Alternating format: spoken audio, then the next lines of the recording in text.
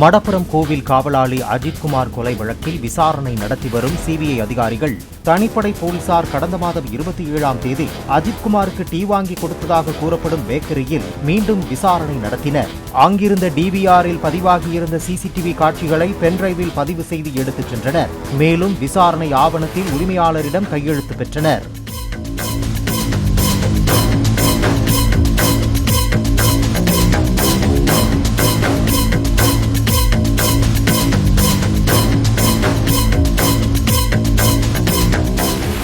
Play store மற்றும் app ஸ்டோரில் இருந்து பாலிமர் செயலியை QR கோடு மூலம் பதிவிறக்கம் செய்யுங்கள்.